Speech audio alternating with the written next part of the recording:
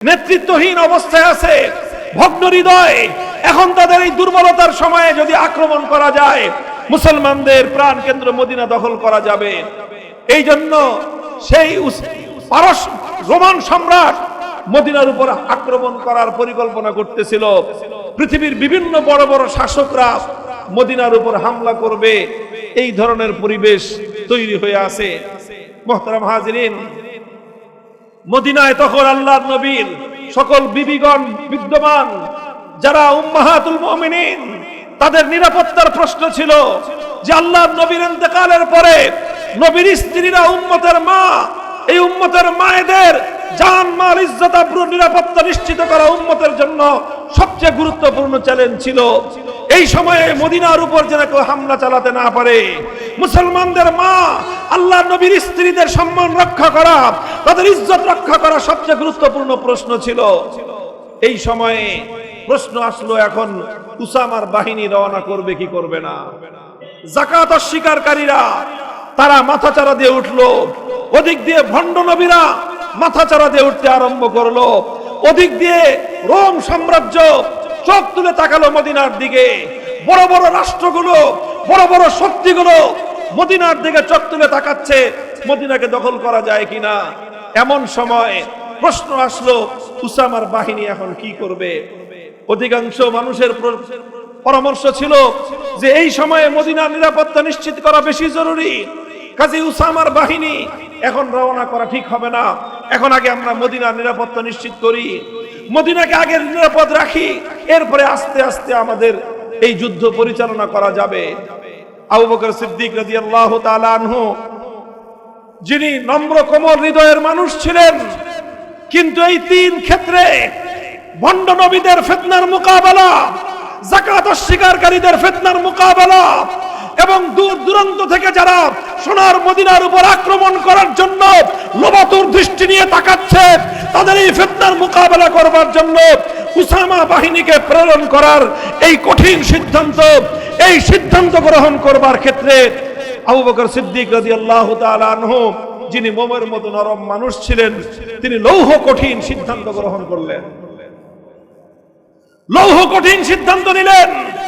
হযরতে আবু বকর সিদ্দিক রাদিয়াল্লাহু আনহু ঘোষণা করলেন, আমার নবী ইন্তেকালের আগে জীবনের অন্তিম সময়ে নিজের হাতে জিহাদের যেই ঝান্ডা নিজে বেঁধেছেন, আবু বকর সেই ঝান্ডা থেকে সেই পতাকা খুলতে পারে না। সুতরাং হে মদিনার সাহাবীরা, শুনে রেখো, তোমরা যদি কেউ উসামার নেতৃত্বে যুদ্ধে যেতে সাহস না করো, আমি আল্লাহর নামের শপথ করে বলছি, উসামা একা কমান্ডার এবং আমির হয়ে যুদ্ধে যাবে। কেউ না গেলে আবু বকর সিদ্দিক একা তার মামুর এবং তার অধীনস্থ সৈনিক হয়ে যুদ্ধে যাবে। আমরা দুজন হলেও এই যুদ্ধের ঝান্ডা, এই যুদ্ধের অভিযান চলছেই চলবে।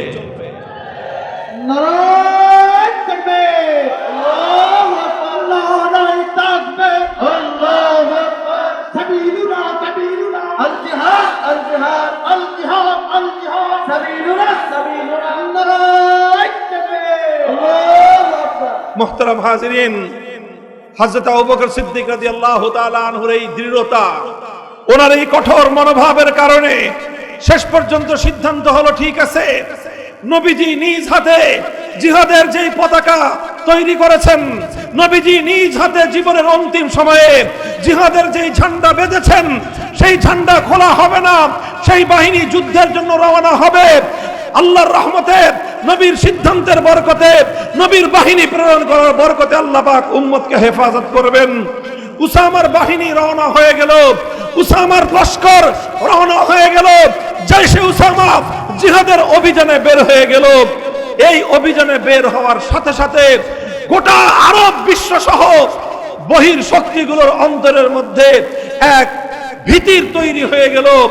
যারা মনে করছিল মুসলমানরা দুর্বল হয়ে গেছে, যারা মনে করছিল মুসলমানরা এখন নেতৃত্ব শূন্য, যারা মনে করছিল মুসলিম জাতির নবীজির ইন্তেকালের পরে এখন তারা ভীরু এবং তারা দুর্বল হয়ে গিয়েছে, তাদের ভুল ভেঙে গেল যে না, এই জাতি তো সেই জাতি না যে তারা তাদের নবীর ইন্তেকালে তারা ভীত হয়ে গেছে।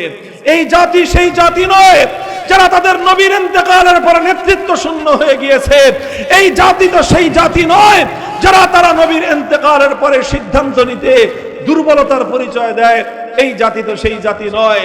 এখন তো তারা দেখা যাচ্ছে নিজেদের ঘর সামলায় তারা এখন অন্যের উপর আক্রমণ পরিচালনা করার জন্য রণাঙ্গনে জিহাদের কাফেলা প্রেরণ করে। সুতরাং যেই সকল পরাশক্তি অপশক্তি মদিনার দিকে চোখ তুলে তাকাবার দুঃসাহস করছিল, তাদের সকলের দৃষ্টি অবনত হয়ে গেল, ভয়ে ভীত সন্ত্রস্ত হয়ে গেল। যে ভাবছিলাম মদিনায় আক্রমণ করা যাবে, ওরে বাপ রে বাপ, মুসলমানরা দেখা যায় আগের চেয়ে আরো বেশি শক্তিমান হয়েছে, তাদের জোশ এবং জজবা দেখে আরো বেশি বেড়ে গেছে। জাইশে উসামা প্রেরণ করা, এটা হযরত আবু বকর সিদ্দিক রাদিয়াল্লাহু তাআলা আনহুর এমন একটা সিদ্ধান্ত ছিল যে এক সিদ্ধান্তের মাধ্যমে সারা দুনিয়া ঠান্ডা হয়ে গেছে। এক সিদ্ধান্তের মাধ্যমে সমস্ত শক্তির সমস্ত শত্রুর চোখ নিচে নেমে গিয়েছে। এক সিদ্ধান্তের মাধ্যমে সমস্ত শত্রুকে কঠিন বার্তা দেওয়া হয়েছে, খবরদার সোনার মদিনার দিকে যদি কেউ চোখ তুলে তাকাও, আবু বকর তার চোখ উপরে ফেলবে। ভাই, গুরুত্বপূর্ণ সময়ে সাহসী সিদ্ধান্ত নিতে হয়, দনমন করা চলবে না। দুর্বলতা ভীতি প্রদর্শন করলে শত্রু আপনার ঘাড়ে চেপে বসবে। আবু বকর সিদ্দিক রাদিয়াল্লাহু আনহুর এই ঐতিহাসিক সিদ্ধান্তের মাধ্যমে উম্মত এটা বুঝতে পেরেছে। যাকাত অস্বীকারীদের মাধ্যমে আবু বকর সিদ্দিক কঠোর সিদ্ধান্ত গ্রহণ করলেন। তিনি বললেন, ওয়াল্লাহি লাউ মানাউনি ইকালান কানু ইউআদ্দুনাহু ইলা রাসূলিল্লাহি সাল্লাল্লাহু আলাইহি ওয়াসাল্লাম লামানাতু লাকাতালতুহুম আলা মানিহা। আমার নবীর যুগে যেই ব্যক্তি উট যাকাত দেওয়ার সময় উটের গলায় একটা রশি বেঁধে দিত, আর যদি সে মনে করে নবীজি নাই, সুতরাং আমি আবু বকরকে এখন শুধুমাত্র উট দিব, উটের গলার রশি দেওয়ার দরকার কি? খবরদার, মনে রাখো, আমার নবী ইন্তেকাল করেছেন, ইসলাম ইন্তেকাল করে নাই। নবীজি দুনিয়া থেকে বিদায় নিয়েছেন, নবীর আদর্শ দুনিয়া থেকে বিদায় নেয় নাই, নবীর দ্বীন দুনিয়া থেকে বিদায় নেয় নাই। আমার নবী দ্বীনকে যে অবস্থায় রেখে গিয়েছেন, নবীর দ্বীনের উটের গলা থেকে একটা রশি খুলবার যদি কেউ দুঃসাহস করে, আবু বকর সিদ্দিক তার বিরুদ্ধে যুদ্ধের ঘোষণা করবে।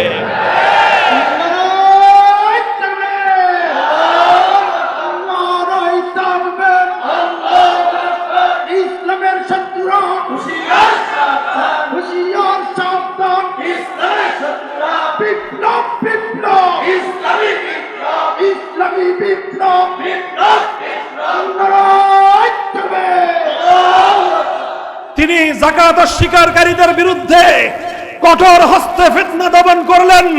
যাকাত অস্বীকারের ফিতনা নির্মূল হয়ে গেল।